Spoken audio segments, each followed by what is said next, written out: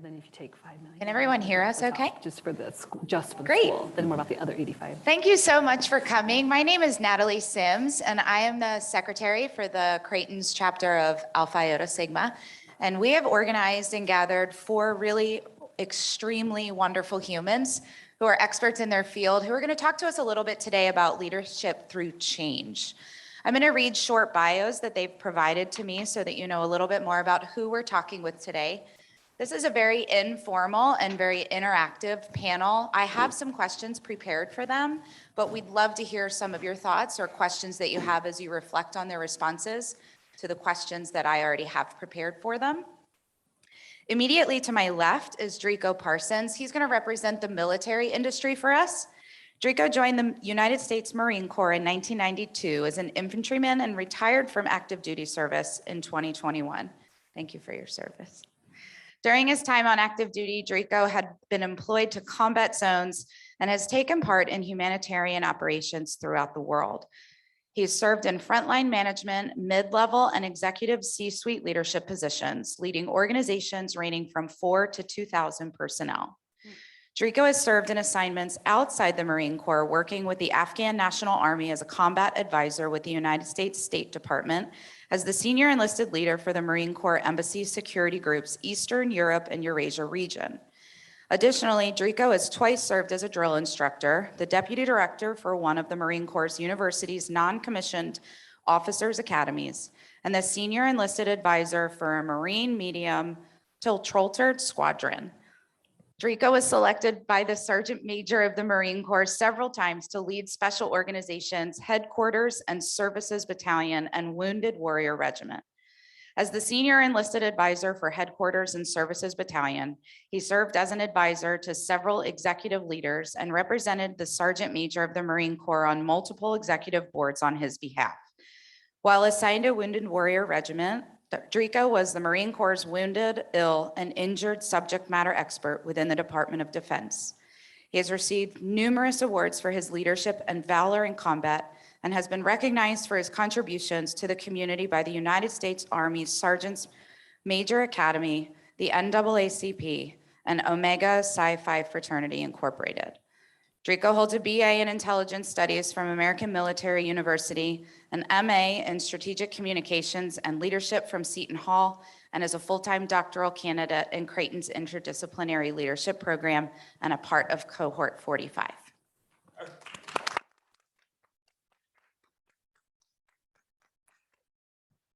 Next to Drico is Gail Etherton. Her training is in general internal medicine, health informatics, patient safety, and quality improvement in healthcare delivery. She's going to be our healthcare expert today. She has expertise in large-scale multidisciplinary system redesign initiatives and has led and facilitated multiple process improvement projects impacting healthcare delivery to veterans since 2009. Over the past 23 years at the VA, she's held many different positions: primary care provider for 10 years, a hospitalist for 23 years, associate chief of staff for health informatics for 7 years, associate chief of staff for patient safety for 5 years, and a VA NWI IRB vice chair for 9 years. At UNMC, she's worked as the co-director for the UNMC Internal Medicine Residency Program's Quality Improvement and Patient Safety Educational Program for 4 years. Currently, she provides all of her clinical care at the VA, where she staffs the VA same-day access resident clinic 5 half days a week and attends on the internal medicine wards at the VA 2 months a year.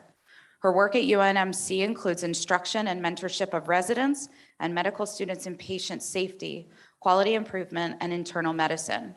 As a faculty member of the UNMC ID ECHO project to reduce COVID-19 health disparities, she instructs over 200 sites across Nebraska in quality improvement methods in healthcare. She also provides consultant input to Nebraska Medicine's patient safety team and functions as a reviewer for research protocols as a member of the UNMC Internal Review Board. Finally, she serves as a courtesy academic appointment at Creighton's Medical School of College of Medicine in the Department of Internal Medicine. Thank you, Gail.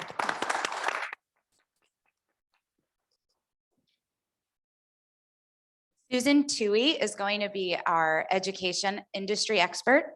She is an Omaha native and has a number of experiences in education beginning in 1987. She began as a middle school social studies and English teacher and then transitioned to administrative roles in the Omaha Public Schools as a social studies supervisor, assistant principal, data processor, and staff developer. In 2009, she became the first alumna named head of school at Marian, an all-girls Catholic school here in Omaha. In 2013, she graduated in the first cohort of the Interdisciplinary Leadership EDD program, which is why we're all here. Yeah. In 2014, she was approached by the Lozier Foundation to create and open Nelson Mandela Elementary, a private free elementary school in North Omaha, to address the achievement gap in under-resourced communities.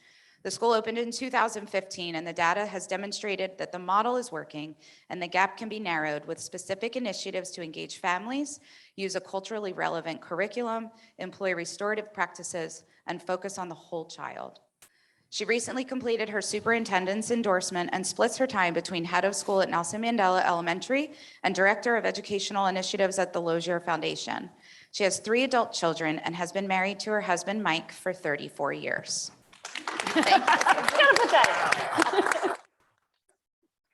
And finally, furthest from me is Shakar Saxena. He's going to be serving as our business industry expert. Dr. Shakar Saxena is the co-founder, CEO, and co-executive chairman of Milan Laser Hair Removal. Milan Laser was started as one location in Nebraska in 2012, and now is the largest laser hair removal company in the country with over 180 locations across 23 states, all corporately owned, and over 1,300 employees. Shakar grew up in Omaha, Nebraska. He went to Creighton Prep for high school, Georgetown University for his undergrad degree, and then to the University of Nebraska Medical Center for medical school. He completed a residency in internal medicine and a fellowship in cardiology and is board certified in both. He practiced cardiology at UNMC prior to his current role. Shakar is married to his high school sweetheart, Kristen, and they have 4 beautiful children together, aged 7 to 13 years. In his free time, he enjoys traveling, golfing, working out, playing chess, and spending time with his family.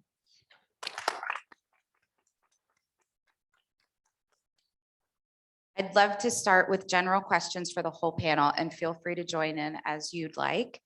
What do you rely on to make decisions in times of crisis?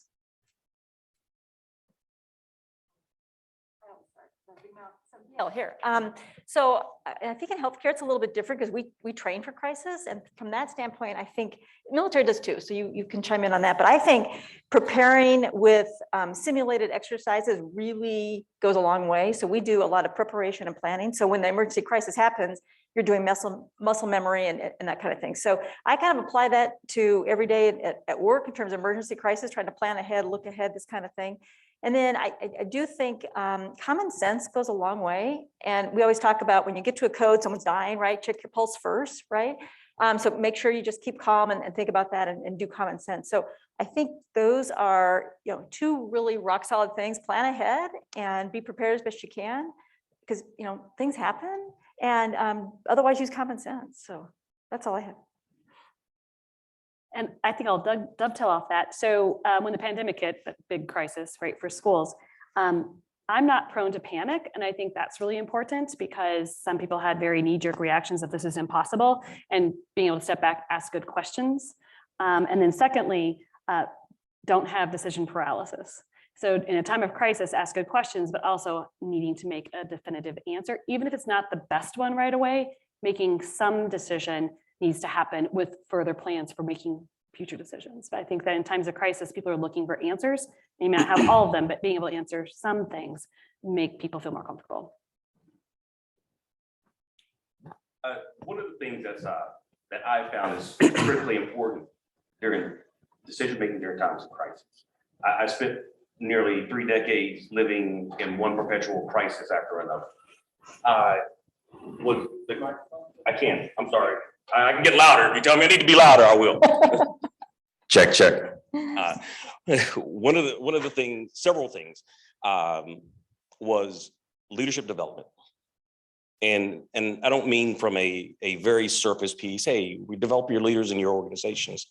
I mean at its most critical point, because as the panel has said already, People want someone to make a decision. Mhm. And you can make a decision and it not be the right decision, but during a time of crisis, you can afford for it to be the wrong decision. And how you come to peace with that is during a time of crisis, understanding that you will not have 100% of the information at all. You may not know 60% of the information at all, but the people, your constituents, are always going to look to you for something. And being able to provide that stability during that time of crisis will not only get them through it, but it will get you through it because it will build your confidence as a leader. That's what Yeah, that was great. I might give you guys a little bit of anecdotes about my experience. So when I was doing my fellowship in cardiology, there was an attending that I had that he said during a code, you'll see everybody, code is when somebody's literally dying in front of you. And there's about 15 people who'll come in and they'll try to do everything to resuscitate this person. And he said, the doctor who's in the front, who's leading the code, you have to be the doctor that you are so calm and cool under pressure that you have to be able to drink a cup of coffee while there's a crisis happening. And I always remember that. And that applies to not only, a code situation, which is like the most horrible situation that you can imagine, but in any sort of crisis, stay calm and cool under pressure. There's very few things in life, I believe, that are true emergencies that you can't take a breath and then just say, okay, let's absorb the information. Let's get as much information as we possibly can. And then I very much pride myself in building a support system with leaders in our organization that's, it's not just my opinion. We're having a collective decision-making process about what is the best decision to make. The final thing that I would say is, and I completely agree that you're not going to have all the information. I think our company prides ourselves very much on transparency and communication. So we do a lot of things in terms of communicating with our employees, whether it be, quarterly State of the Unions or weekly, memos of communication. So during COVID, we were shut down for 2 months, from government mandates. We literally could not open and we had to furlough about 86% of our employees. It was probably one of the most horrible things that I've ever done. And I think our leadership team I was very proud of them because we were incredibly transparent about everything.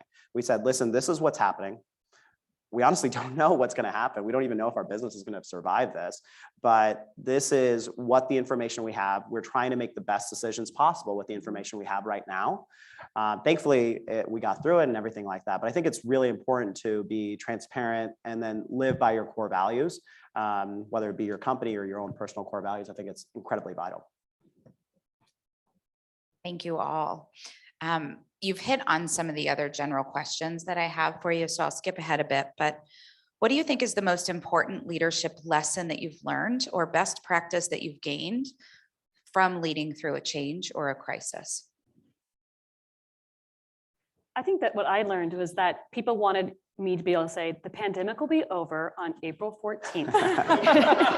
Because when's this going to be over? But I also learned that any information was appreciated. Getting back to your point, like we're going to gain more information and knowledge as we go. But I learned that I had leadership team meetings where we were having conversations about plans A, B, C, and D, and we went with plan D, and then we executed. And people didn't know about plans A, B, and C or why we didn't go with them. And so the biggest learning I had was sometimes the transparency piece is I need to communicate all of the options and why we didn't pick them. Because when I surveyed the team and said, should we come back with masks, no masks, voluntary masks, 1/3 of the staff was happy and 2/3 were not, because we gave 3 options and they were equally weighted. So then we would say, well, this is why we picked the one we did. And you have to understand what the input pieces that we got from other sources were. So that was my biggest learning, is the leadership team may have had all the information and we shared the final decision, but it was important to share with our team all the other pieces of information that we were given, at least at a higher level, maybe not all the detail work, but the reason why. That, and secondly, boy, we found people with unique strengths during crisis. The biggest thing for us in education was getting our families food. And my cafeteria manager ended up being a role model for the Department of Education's nutrition services because of how she handled that. And it was, food's most important. The money might come or it might not come, but we need to feed people. Let's not worry and get in the weeds about what is or is not going to be reimbursed. Second thing, everybody ran out of food. School meal programs freaked out. Everything was gone. We went to a theater concession supplier to buy our food. nobody else thought of that. And he had tons of hot dogs and nachos and pretzel bites. And those, by the way, counted for reimbursement. Yeah, so tots for everybody. So giving her the permission to say, make it happen, here's what you can do, and run with it. And then we had somebody else who was really good at learning how we could do Google Classrooms. And so finding those people and then giving them the power to do their job, even if it wasn't part of their role before, was really important for us, because we had so many things happening and so many different ideas that we had to empower those people to do it. So. Because I think the same thing. One thing I have on here is my list I want to make sure I convey is Shakir's comment about the code situation. And the best code I went to was when the senior resident, I was a junior resident at the time, even medical student, said, okay, well, we've been through 1, 2, 3. Anybody have any ideas? As calm as he could be, to the audience of all these really novice people, like some medical student who was like, maybe I know something. And it really made me think, in a crisis, everybody's on the same team and we got to pull in the same direction. And you might not have that skill set, but someone else in your group may have this unbeknownst skill set. And so looking to your team, and I'm really a big advocate for teamwork, asking those people, opinions. What do you think we could do? What are some options? Get every option on the table, right? We can whittle it down and we can say why we did or did not do one piece, but really looking to your support and your teamwork, because that's what makes a good leader, right? You're actually representing everybody in the room, and you may be the person to make the decisions because you have the authority and maybe the experience, or maybe just the balls to do it, right? But someone's got to do it. And so if you can get everybody's ideas in, you get buy-in from the group. Everybody feels like they understand why. And even if I don't like it, I will go that direction because I know why, and I had my input with that. So the teamwork is really, really critical, I think, in a crisis. And when that's ignored, I think that creates even more crises, right? It creates a leadership crisis when people do things in a vacuum. And I've seen good in both in the pandemic, and I've all sorts of interesting things that I learned in the pandemic about leadership. It doesn't, if it's dysfunctional to begin with, it does not improve in a crisis, right? Yeah, good point. So when we were starting out, I'm an entrepreneur, so when we were starting out, we didn't used to have a mission statement or core values. Quite honestly, I was just trying to make it to the next week and making sure that we had sales to survive next week. I actually thought all of those, I used to work at a big organization. They used to always peddle these mission statements and core values. And I was like, what? This is pointless. Like, who is getting paid to write this nonsense, right? Like, you're spending all of this time, right, to do all of this. So about 4 years in of our company, and our company had grown quite a bit, myself and my business partner were like, we really should probably do this. It's good corporate hygiene. We probably should do this. And then we spent, it must have been weeks that we ended up writing our own mission statement and our core values. I can't tell you how important I think that is now compared to what it was 10 years ago when we started the company to now, because it basically defines how you think you're going to function in not only, so crisis, we talk about pandemic, there's literally a crisis every single day. There is like situations that happen every single day. And then what do you stand for?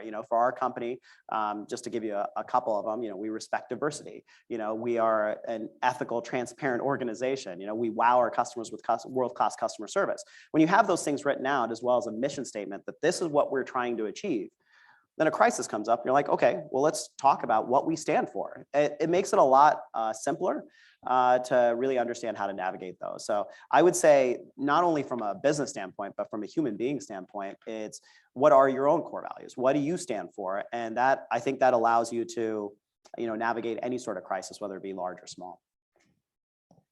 I agree. I mean, wow, these panelists are phenomenal. I mean, it's like we're reading each other's minds and pulling out each other's ideas.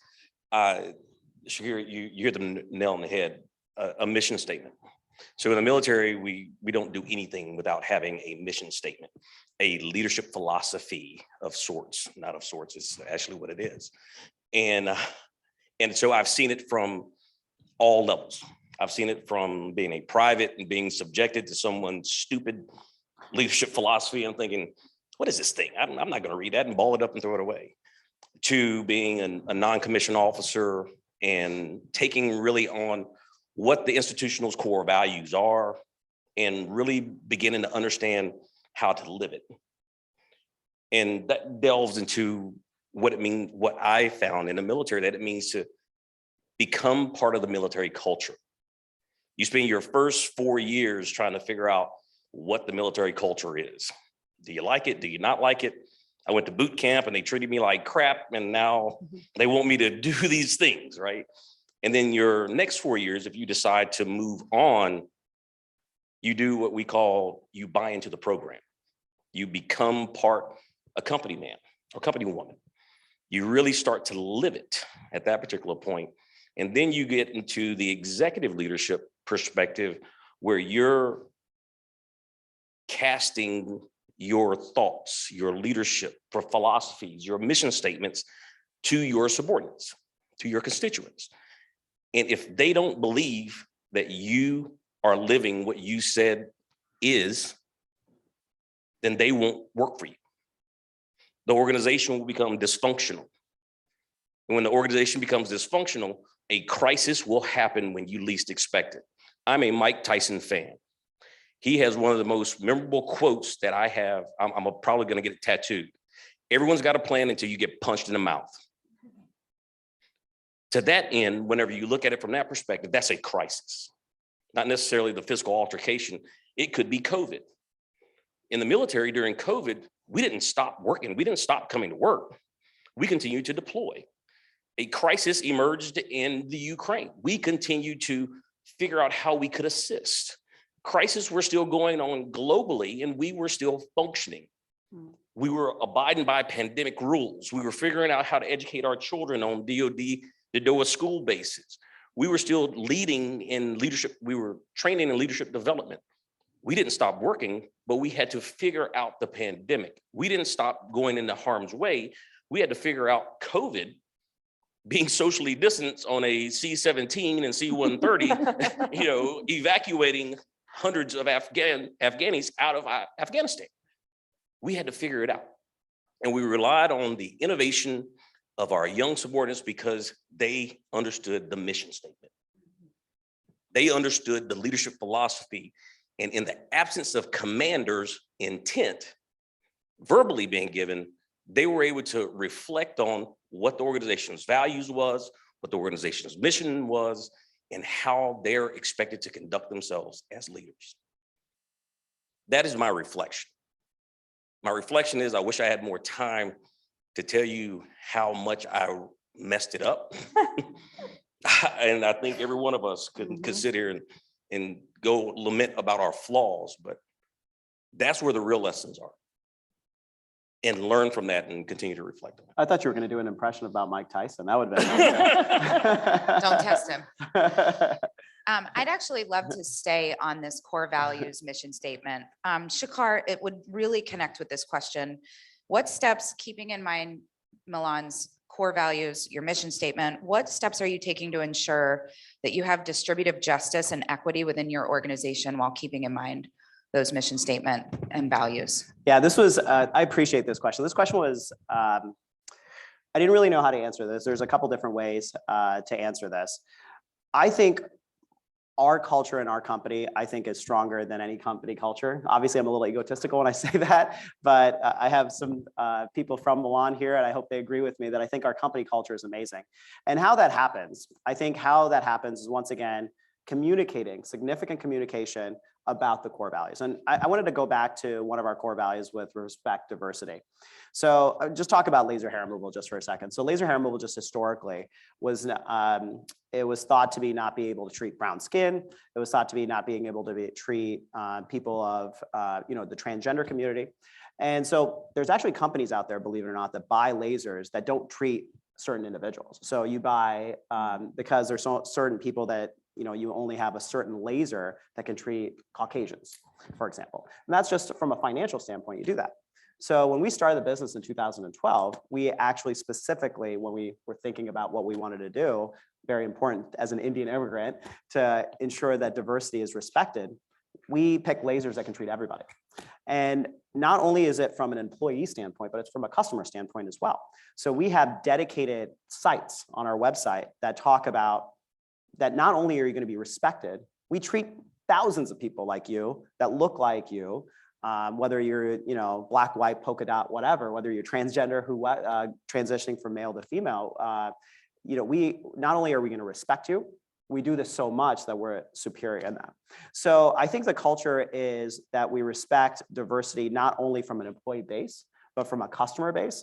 And I think that has allowed us to have equity in various different ways. And that was the best way I could think of answering that question is, once again, stand by your mission statement, stand by your core values, disseminate strong culture that starts with leadership, and then treat everybody that way, not just a select few. Thank you.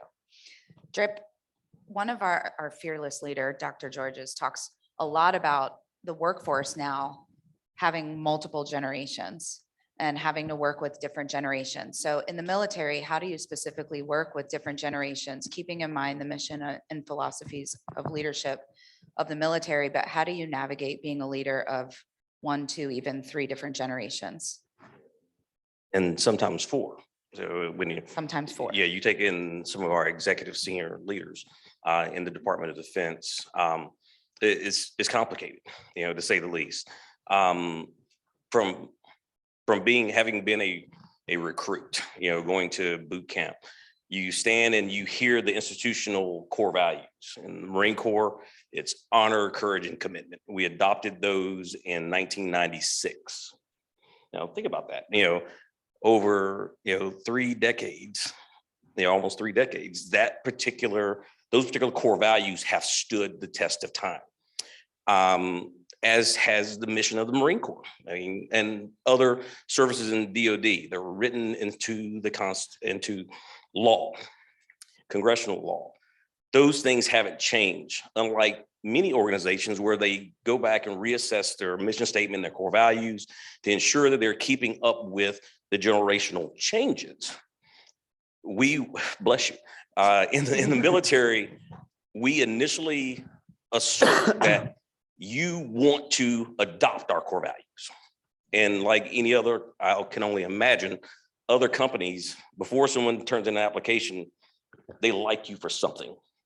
They want to be part of the VA or the Mandela Academy school or the laser or hair removal company for a reason. They like you, they like your picture, they like something about your website. But there's nothing sexy about being in the military. It is like, it's not. It's the most sexiest list, if there's such a word, right? We're at a university, I'm making words up, right? It is the least attractive job whenever you get down to the brass tacks of it, but it attracts hundreds of thousands annually. And I think that initially, those sorts of generational ideas and differences, that adds to the diversity of the military. And the military being the first government agency through executive order to be told to diversify. You're going to add people of color to the military and other government agencies at the time by President Truman. It has evolved to what we see today. Organizations that are led by not only multi-generational, but multicultural perspectives. That adds to the complexity over and over. How do you lead them? It has to be through consistency. And you have to understand that a new generation has new generational ideas. They're new and they're not wrong. They're not so different that they are detrimental to the organization. We, the older generation, are the problem because in many regards, we are resistant to change. Our antiquated thought is it's my way or the highway. Some in the military. I was one of those. I'll admit my fault. But it took, my awakening was actually during combat. We were in Iraq, quick anecdote, I won't be long. We were in Iraq, my first tour in Iraq. We were getting rocked by IEDs left and right. And we had taken on a vehicle patrolling perspective, which is different from our foot patrolling. But we were getting hit by IEDs. In 1 month, we had probably about 15 or 20 IED blasts. And so a young Marine came up with the idea. He said, well, why don't we add steel plates to our Humvees? shut up. Who are you? Get out of here. Where am I getting steel plates from? Another Marine said, hey, Gunny, I saw in a warehouse down there, they got a whole stack of them. Well, how am I going to cut it? Another Marine said, my dad owned a welding shop. I know how to run a plasma cutter. Instantaneously, me and the other older leaders got together like, hey, we just got enough ideas here to make a safer vehicle. We got those guys together, we turned them loose, and that young generation did something that we didn't know that we could do, similarly to your cafeteria staff. They went and found hot dogs. These kids put together a vehicle that could take at least the initial bite out of an IED blast. And Doc, you're familiar with the golden hour. If I can get someone to medical care, triage medical care, within an hour of time, I could potentially save a limb and I could definitely save their life. Those young innovators gave me the notion that they can do it. This younger generation could do it. And that was something that I adopted and carried forward to, as Shakira said, a more collaborative leadership style. And that allowed me to, hey, I had no problem as a Sergeant Major, I was telling Jay yesterday, calling a young Marine by his first name. Hey, Bob, Jim, Bill, hey, I need you to do this for me. That one thing allowed me to connect and communicate with that individual, and they'd run through a brick wall for me, I would think. I'd like to hope, right? But that is how I saw connecting with multi-generational changes, differences inside the organization. We as the older generation had to be willing to change idealistically, not the institutional core values, because those things are cemented and they're proven, but we had to change mentally as senior leaders. So changing mentally takes reflection, right? So Susan, I'm curious, how do you, upon reflection, leading through the pandemic, an educator who was leading, similar to what Drip said, you didn't stop going to work. There was still education and kids still had to learn.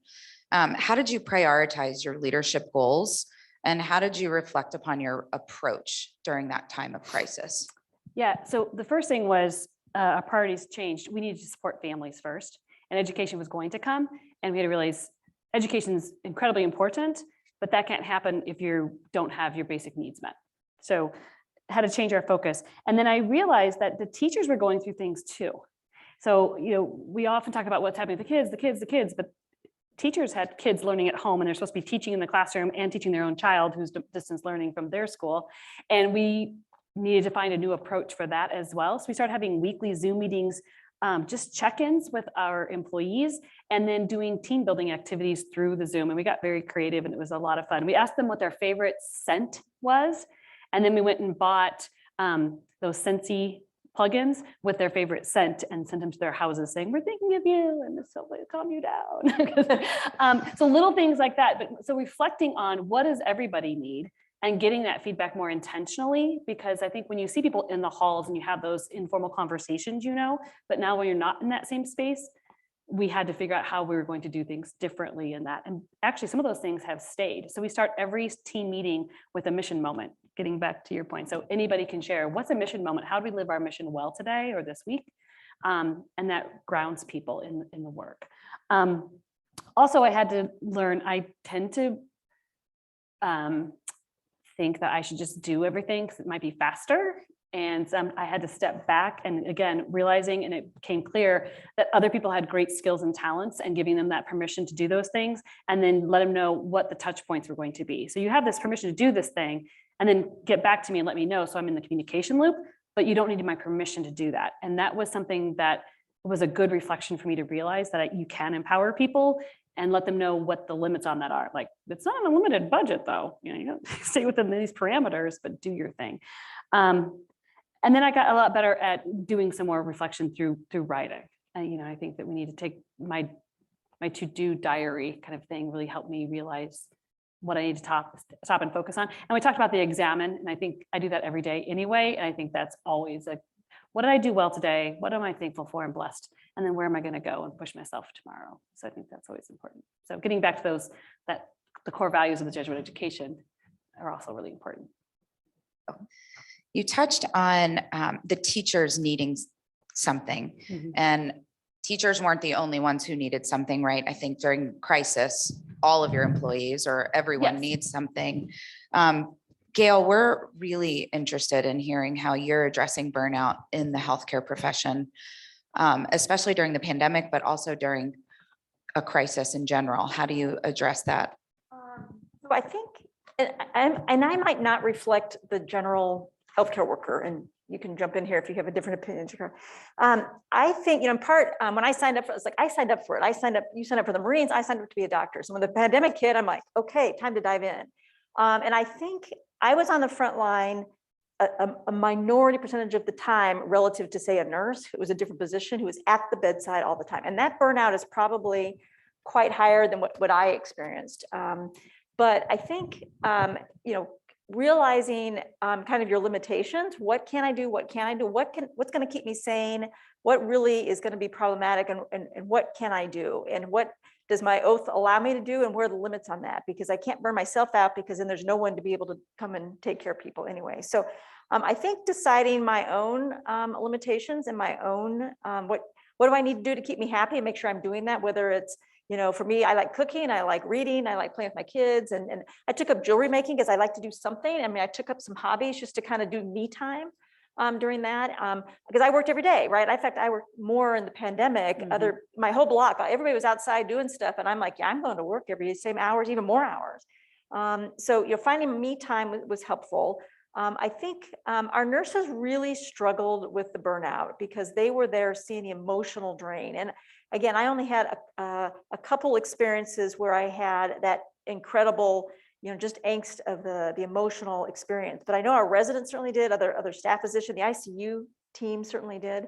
And I think some of them decided, what is it in it for me? And so a lot of them took the step back, which I think why you're seeing the Great Resignation. People are rethinking, is making the money what's worth it? Is coming in here and working a 60 or 80-hour work week really what I need to keep my mental health and everything? I think people just decided what those boundaries were. And I think that's a good thing. And I think I talked to my other colleagues who were just, getting some of them a little more anxious than I am. And I said, okay, what's really important, and let's prioritize that. So that was kind of a big thing. And also getting support from team members, right? Giving them support and giving support to us. We really got closer to a lot of our colleagues. I got to know a lot more nurses in a different way.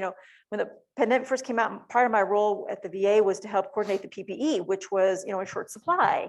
And how do we do that? And how we try to, let the nurses know, I am as concerned about you going in there because you're going to spend more time than I am. And what's the safest thing we can do to keep you safe? And having that trust and that teamwork and working with those other people, I think that really helped them feel like someone's got my back. And when someone's got your back, I think you feel less likely like you're out on a limb and less likely to have burnout. So I'll leave it at that. I don't think anyone has any questions about that, but I can comment on my experience, but others may have other questions. Yeah, and I'd actually love to open it up to the audience if there are any audience questions. Zoran has a mic and is going to be walking around to help. But does anyone have any questions about the topics we've discussed so far as it relates to leading through change, reflection? Don't be shy. Yes, we have a question.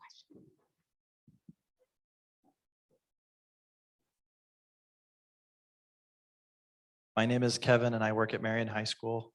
My son just graduated from Creighton Prep, so excited to see you two up there. One of the things I'm dealing a lot with in my work is intergenerational work. How do we make that happen? And I actually have to do a presentation on this next week, so it's good to hear your wisdom on that. I'd be interested to hear some of your other comments about that too. I think, as you pointed out, listening is really important for older people to do.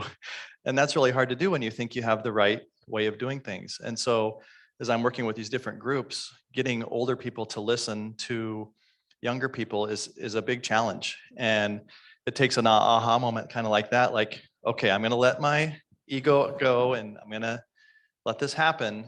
let's see where it goes. But from your other fields, I just wondered how intergenerational work is going and what insights you might have and how that happens for you all.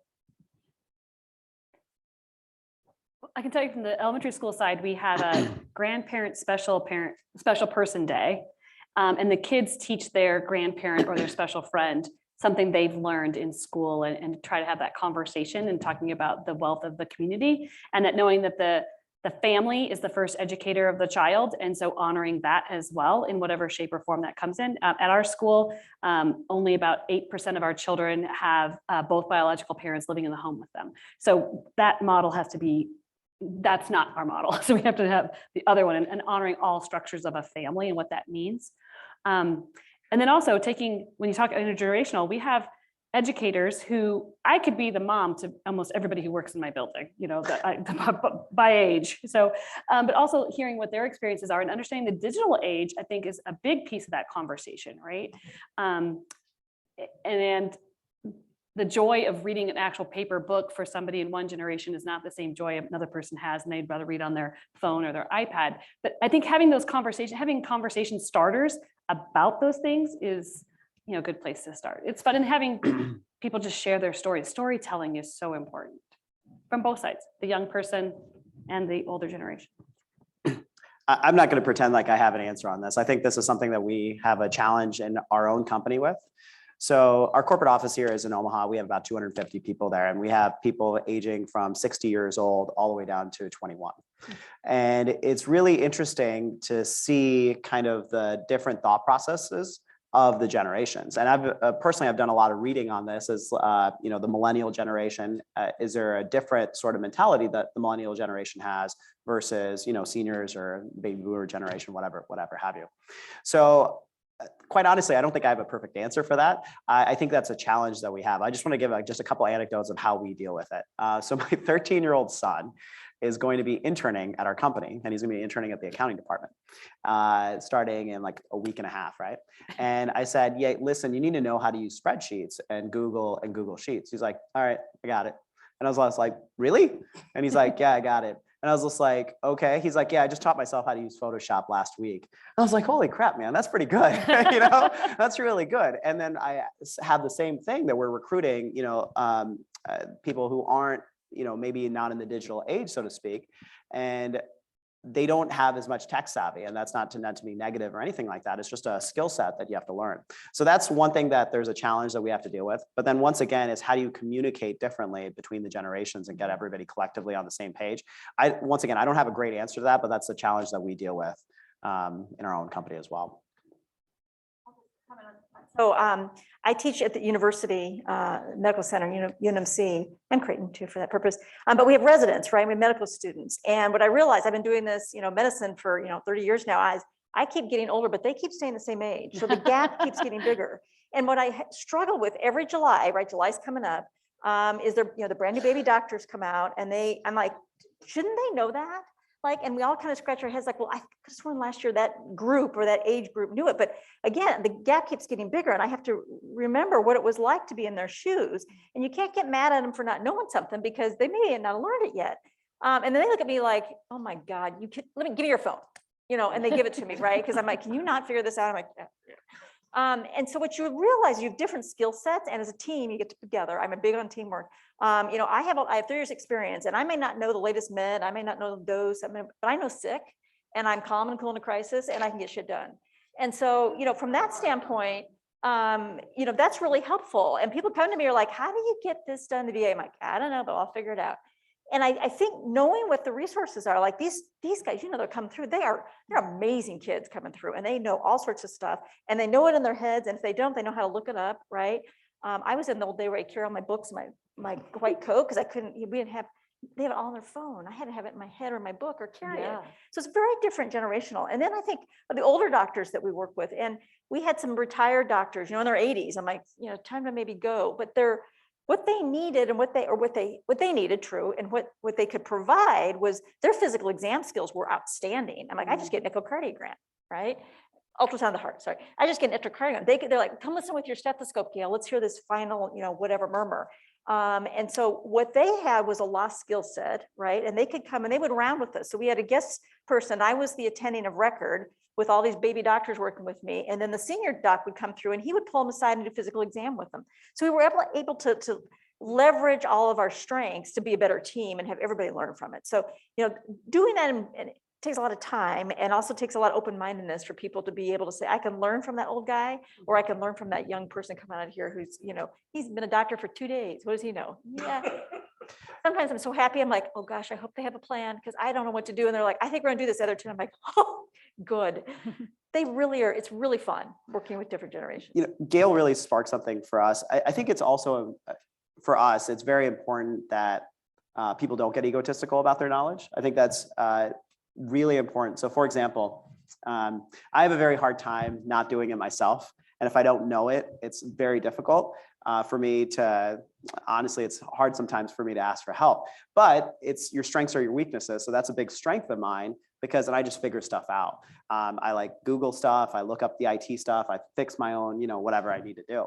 I think disseminating a culture that understands that you're not going to know everything, but you cannot be closed-minded about the potential that's out there between generations, as you put it, I think is vital. So even our executive team, who's generally a little bit older than entry-level positions, it's vital that they stay that, oh, we know everything. That's just not the case. And having people having a collaborative atmosphere is, once again, is vital from a cultural standpoint. Thank you. A little bit more to your question of how complex it is. Josh Kier is, and all of us, I think there's no real answer. And as I listened, I thought about something that depicted it for me a little bit clearer. The military is a extremely hierarchical organization that is hard structured. So is medicine for that And matter. So medicine, healthcare, yeah. that's what it sounds like healthcare is too. At the top, you have your general officers, the guys that wear stars, and down below you have the private. Like Doc said, I was getting older, but everybody else was getting younger here. And they would do this every 3 months. They were coming in at the rapid rate. But inside of that, there are layers. Inside of this layer here, 18 to 24, you have a layer, that generation. Then you have 24 to 30. Then you have 30 to 36, 36 to 45, and 45 to 55. And you can look at the rank structure and it goes up that age continuum along the way. But to complicate it, you have actual ranks at each one of these generational pieces that gives this sense of bravado, this alpha type personality to be the NCO. And so, and I like Shakir and probably everybody else up here, I'm a type A person. I'm more energetic than Doc. I'm trying to be subdued now, but I'm more energetic and colorful than Doc is. And I wanted to be the person in charge whenever I was the 18-year-old recruit.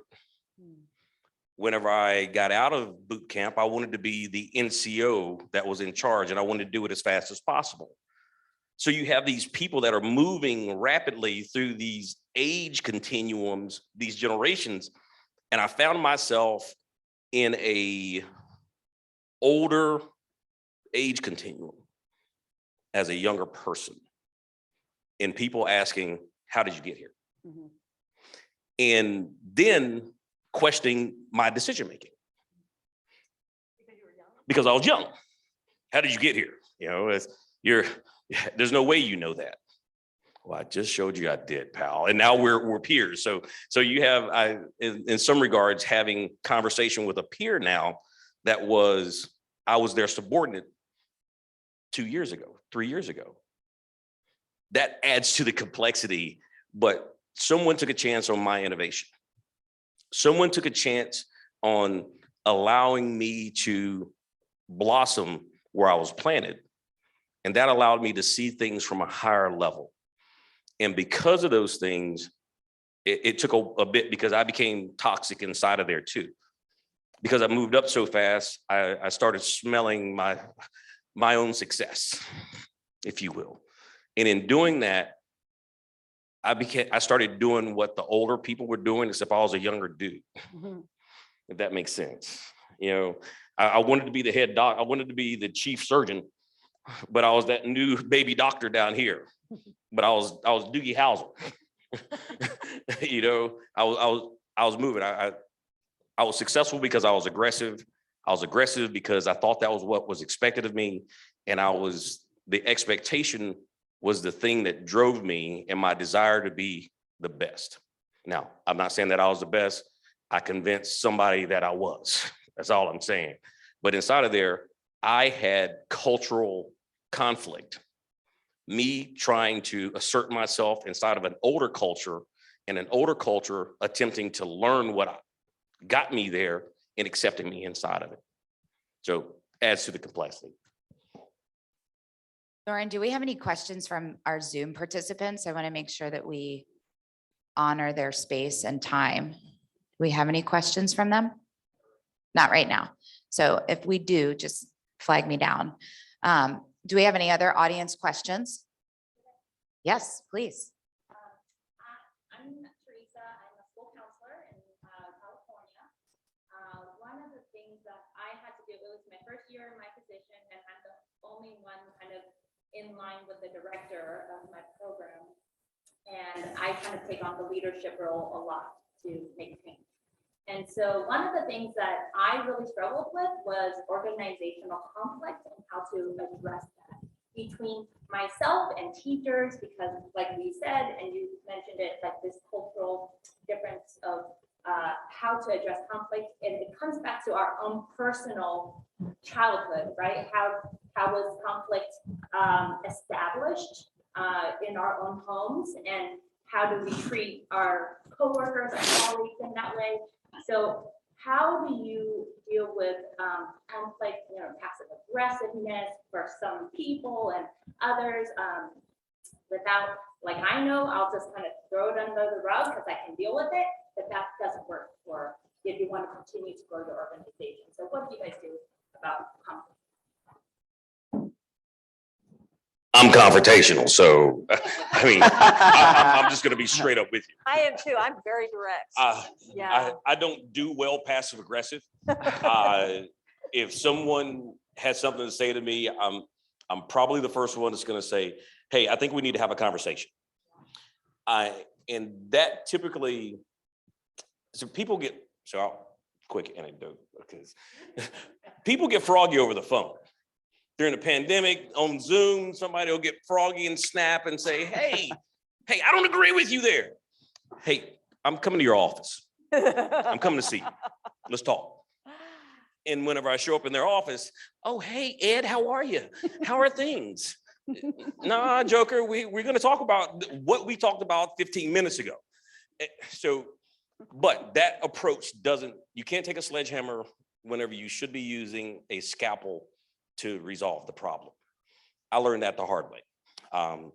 And through some of those office engagements that I put myself in, I did learn from some senior leaders that sometimes it's just merely all caps and the individual just hit cap lock. They didn't mean to. They didn't mean to come across passive aggressive. They didn't mean to offend you. In that way. They're just quirky and they're trying to figure out Zoom or email or phone calls or text, particularly if they're in the military, if they're in a very complex technical job. They don't interact with many people that often. Their styles and engagement of leadership is very different. And then whenever they emerge into general population with the rest of the lions, the tigers, and the bears, it's oh my, they're curious, and then they stick their hand in the lion's bowl and they get smacked really quickly. So those analogies to say, I had to learn to not only confront the problem, but to do it in a scalable way in order to resolve it effectively. And you can't recross a bridge after you've blown it up. Yeah, and I've blown up enough bridges to know that I I am a terrorist bombing bridges across the way. And I had to stop doing it. I really had to stop doing it because terroristic leadership is a thing. Mhm. It is they're toxic. I was toxic. It was terrible. And I needed to change that in order to expand my leadership sphere. There are two things I learned in the recent years, and one of them came from Brene Brown. Love her. One of her statements is, do you truly believe that everyone's doing the best they can? And if you don't truly believe that, your life becomes very, very challenging. So I had to try and adopt that because sometimes, and then her other part is we talk to people, not about people. And I think oftentimes people used to come to my office and just vent.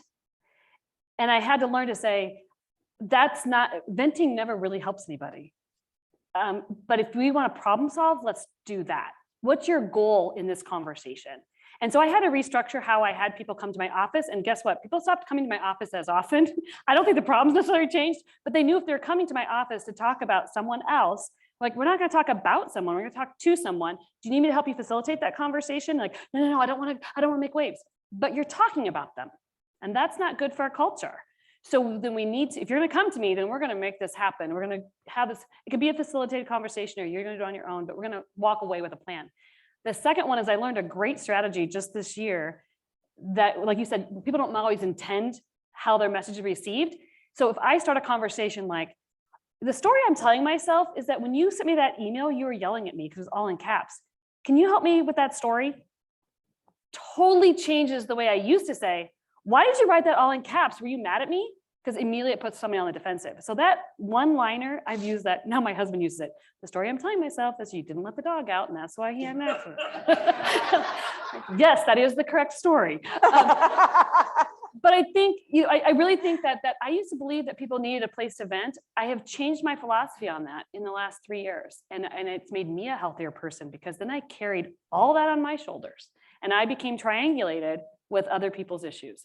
So I love Brene Brown, read her stuff. I really think she helps in that organizational conflict piece as well. And I love that we talk to people, not about people.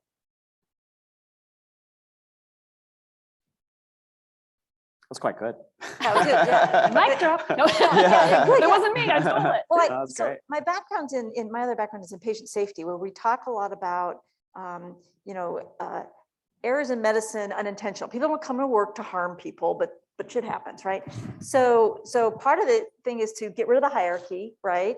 And so, when I introduce myself to people, it's Gail, right? I'm not Dr. Otherton people because, I put my pants on, my skirt on, just like everybody else, right? So, try to do this. So lower the hierarchy. And communication is a huge issue in patient safety. And again, if you understand people that don't come to work to harm people in healthcare, then there's something that happened, right? So what's the whole setting around that? And what's the communication issue that I'm missing with that?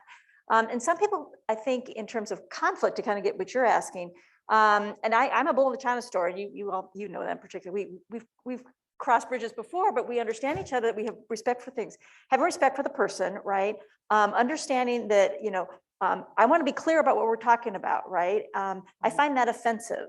And if there's something that's come about, and so a young female in healthcare coming up the ranks with a lot of males, I had to say that's offensive.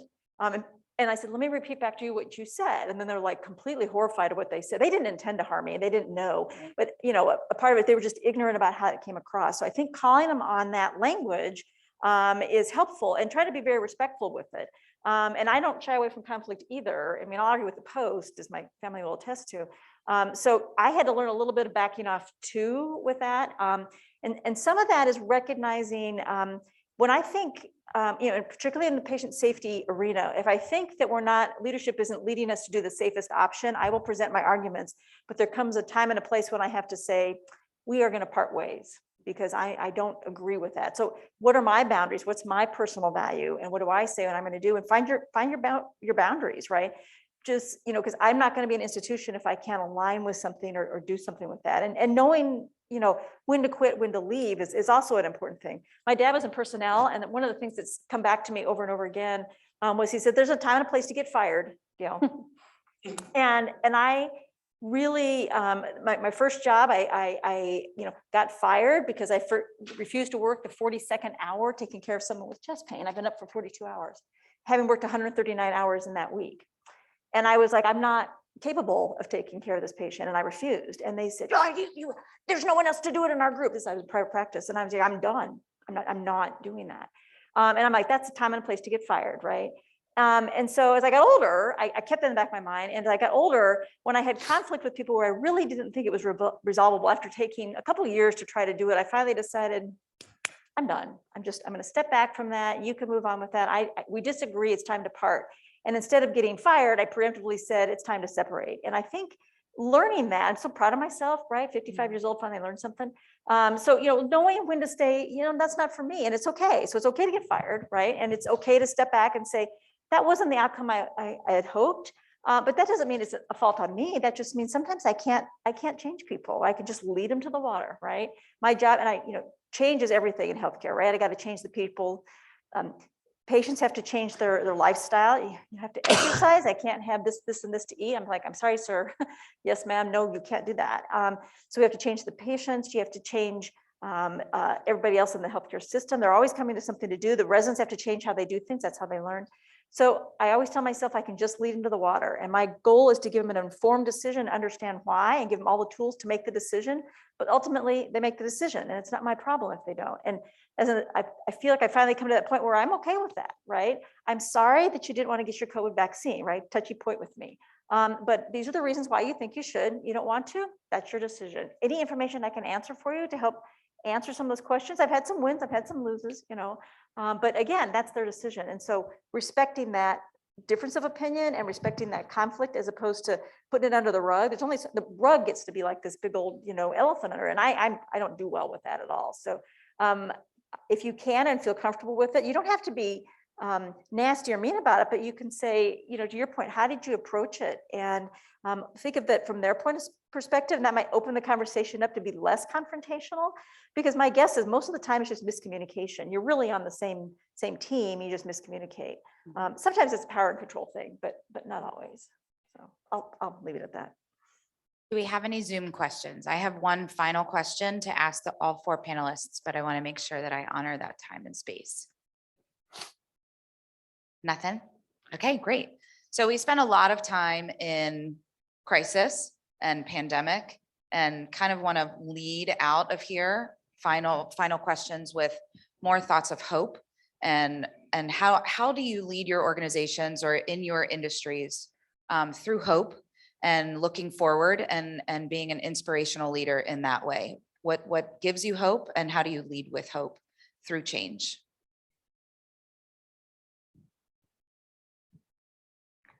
I was sharing with, I was sharing with the group earlier that, my role has shifted, so I'm not at the school every single day, but having children are my hope, right? And data has shown that our kids are being successful and they're on grade level for reading and math. And so we've met our goal, which is great. So I think that even through a pandemic, even though we have children who attend our school who have a lot of barriers in life, that's what brings me hope and joy, because education is the most powerful weapon that you can use to change the world. Quote Nelson Mandela. And that is our mission statement. Or that is our value statement. So I think, to me, I think it's a song lyric, children are our future, right? And I think that I just believe in the power of positivity. I mean, I think every day we need to say what we're thankful for and smile, right? I mean, just a lot can happen when you just smile at people. It changes people's demeanor and outlook on life. So that would be my 2 cents. Lead with positivity and tell people what you appreciate about them. Take the time to actually write a letter and say thank you. My 2 cents. I've talked a lot about the mission statement and core values. I think that's incredibly vital. I was actually talking to my wife about this question. I thought this was quite interesting. And Fred Rogers, the great Fred Rogers, had this line that when he was younger, if he saw some crisis or saw something on TV that was really sad, his mom would say, look for the helpers, right? I just love that. Look for the helpers, because that's going to give you hope in whatever you're doing. Now, you talk about hope in a lot of different ways. And I'm not talking about from a macro standpoint. There's so many terrible things that are happening in the world right now. I don't even want to embark on that. But how do you give hope to, for me, it's how I can't change the world, but how do I provide hope to our employees? How do I provide hope in times of crisis to our employees? And I know this is going to sound incredibly cheesy, but I try to be that helper, right? You try to be that person who is, once again, living with that mission statement, living with your core values, being transparent, trying to understand and being empathetic to another person's situation. If you constantly lead with that and you have positive intent, I think people see that. I think people see that and they believe in that vision as well. So yeah, quote the great Fred Rogers from an educationer standpoint. Oh, you can. I'm sure you have some. There you go. Okay, I don't know. Who do I quote myself? I think recognizing people are, so I struggle with this. Are people inherently good? I've thought about that a lot. And my answer was, of course. And then I think, well, maybe not, right? And so that's an interesting, I don't know that I had that answer. I had always believed that's the truth, but I tell you, in the last year, I've kind of questioned things, just what's going on in the world, the pandemic and all sorts of things. But I still have to believe that people come, at least in my profession, come to work every day to try to do the best. I think patients come for help. I think they really want it. They have all their baggage and insecurities with them. So when I tell them something, they really may struggle with what I tell them and guide them. But I really do feel that people want to do the best. And I believe that. And I want to help people in healthcare. And the patients come in and the idea is, I can help you feel better. Nothing like that, right? Mhm. So just living in that and believing in that and recognizing people are trying to do that, I think that's keeps me centered, and I think other people can see that as well. And knowing that when people come in and the junior people come through and they have an idea to support that and help them move them forward, I think that makes me feel better leader if I can facilitate other people, learn from my mistakes, like, hey, don't do this because that didn't work so well, but try this, and I can help open doors for you when I can. I think that makes me feel hopeful for the next generation going forward. Wow, I'm inspired. I'm about to re-enlist right now and join back in the Marine Corps, get my hair removed and get a book and start reading it and come see you before I have another heart attack. For real. So whenever, and I thought about this question whenever Natalie sent out the list of questions, and Shakira, I think you had it right, man. I mean, there's a macro level of hope that I think goes into a bumper sticker or that thing that just sticks in your head that you try to tell yourself over and over and over again. But actually, whenever things are at their worst, you're in your darkest corner in some far off place in the world and someone's trying to kill you. Hope seems so far away.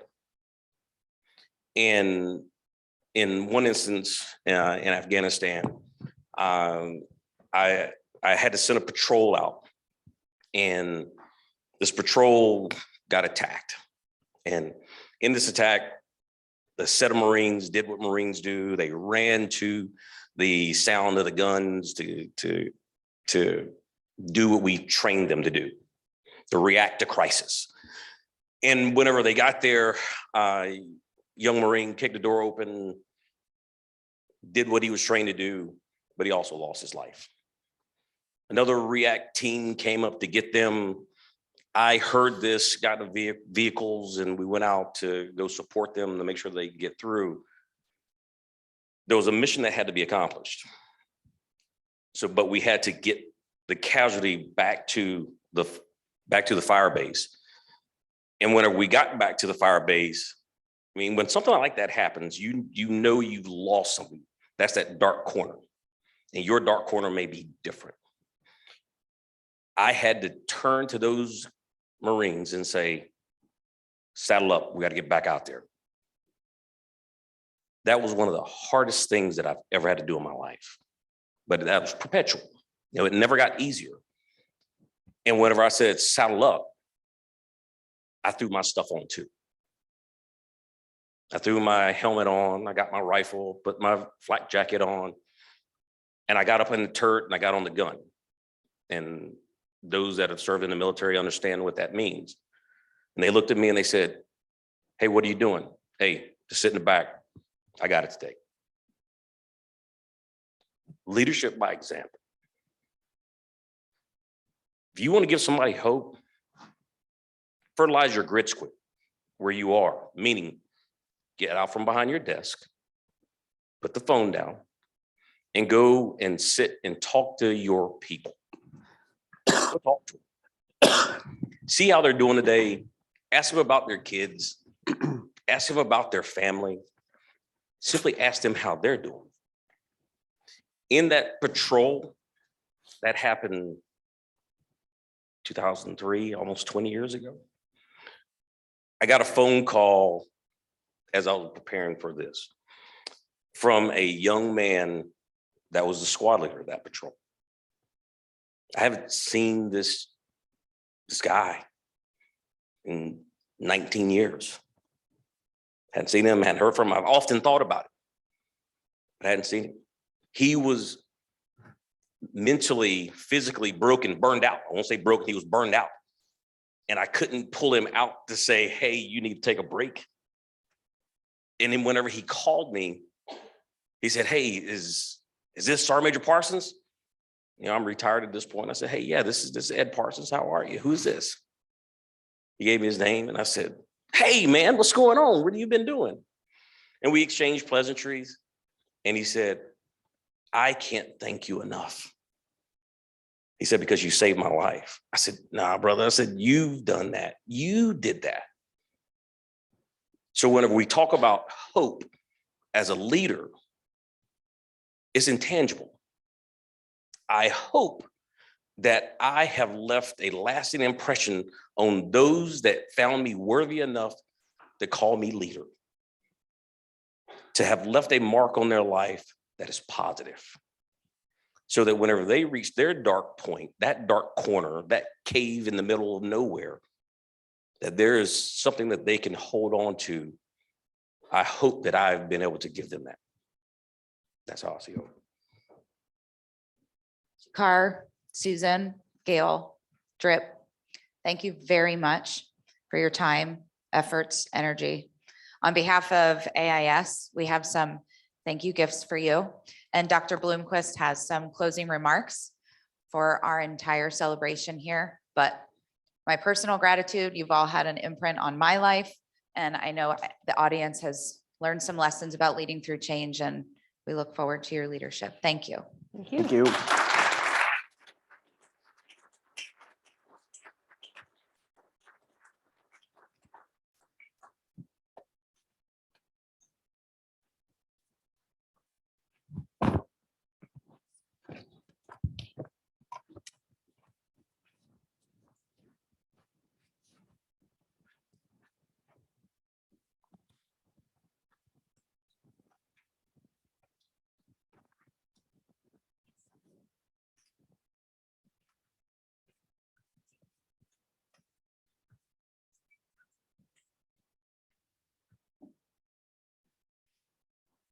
Is this on? Yeah.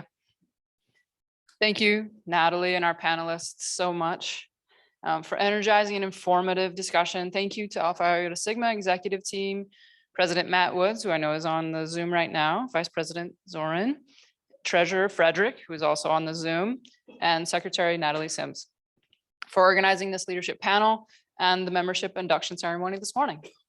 As we close this celebration, I want to leave you with three things: gratitude, invitation, and hope.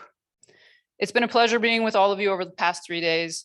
Thank you to everyone who helped make this event possible. Rachel Cole from Alumni Relations, Monica Chapeau, Lydia Holt, Shannon Cox, the staff of the Harper Center who I've been sitting up there with during these events, all the staff of Sodexo who provided the food for us. Of course, my colleagues, Jennifer Moss-Breen-Kuzelka, Jim Martin, Deb Ford, and our EDD program director, Leah Georges. Thank you to all the alumni of the EDD program, all of the faculty, past and present, and the current students for taking time out of your busy professional and personal schedules to spend time in celebration with us. I hope you will come to Creighton again 10, 20, or 30 years from now and reflect on what you have done with your gifts and talents.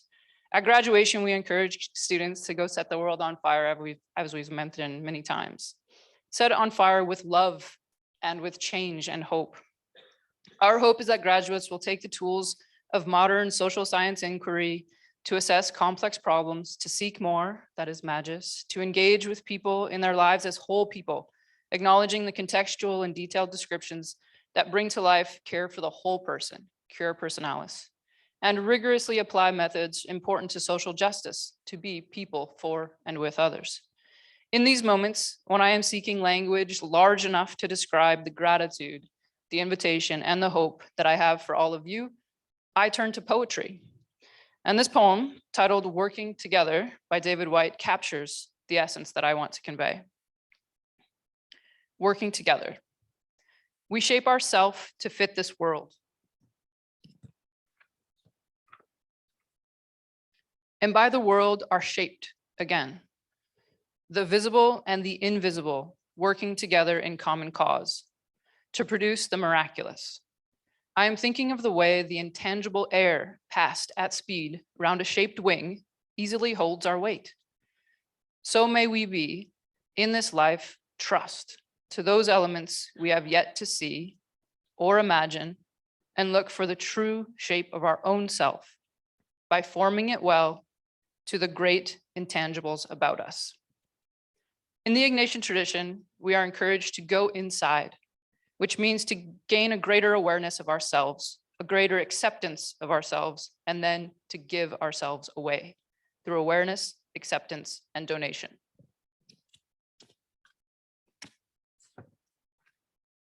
As we leave here today with gratitude, invitation, and hope, I'll leave you with a question from Mary Oliver's poem, The Summer Day. What is your plan to do with your one wild and precious life? Thank you, and you are invited to grab a lunch in room 2045, and I hope everyone has safe travels on your way home. Take care.